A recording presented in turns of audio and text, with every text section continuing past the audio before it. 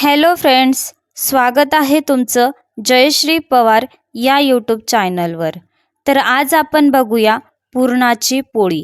पुरणाची पोळी ही कशी बनवतात आणि पुरणाची पोळी ही सगळ्यांची आवडीची आहे।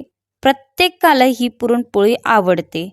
काहींच्या घरात ती तव्यावरची पुरणपोळी करतात, काहींच्या तेल पोळी पण म्हटले जाते आणि आमच्याकडे ह्या खापरावरच्या पुरणपोळ्या म्हणतात। आणि बागलाण तालुक्यात ही पुरणपोळी खूप फेमस आहे आणि प्रत्येक सणाला ती बनवतात। तुम्ही पण आतापर्यंत बनवली आहे का नाही ते मला कमेंटमध्ये नक्कीच सांगा। आणि ही स्पेशल गव्हाची पुरणपोळी आहे आणि त्याच्यात गूळ टाकलेला आहे।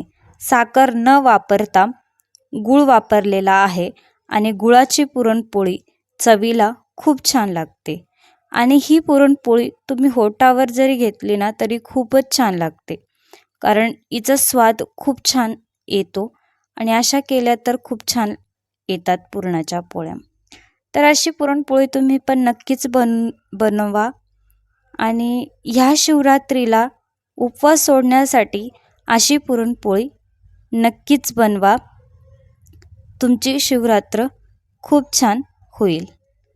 तर बघा आणि व्हिडिओ शेवटपर्यंत नक्कीच बघा, कुठे स्किप न करता हा व्हिडिओ बघा।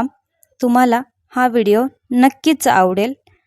तर चपातीसारखी असे पूर्ण आपलं पोळपाट भरून लाटून घ्यायची, त्याच्यानंतर ती हातावर घ्यायची, म्हणजे ती थोडंसं मोठी होते। त्यानंतर आपण आपल्या कोपरावर ती पुरणपोळी घेऊन तिला चांगलं गोल गोल फिरवायचं। गोल गोल फिरवल्याने ती अजून मोठी होते आणि तिचं काटं वगैरे येत नाही। बघू शकता कशी करत आहे पुरणपोळ्या।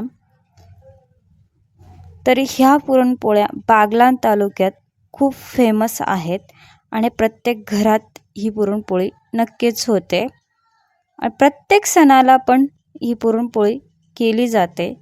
बघू शकता खूप छान अशी पुरणपोळी आली आणि ती खापरावर टाकली। त्यानंतर हे खापर मातीचं असतं आणि खूप छान अशी पुरणपोळ्या होतात आणि खूप साऱ्या पुरणपोळ्या मी केलेल्या होत्या। ह्या बघा खूप छान अशा पुरणपोळ्या आणि एकच नंबर पुरणपोळ्या झालेल्या पण होत्या।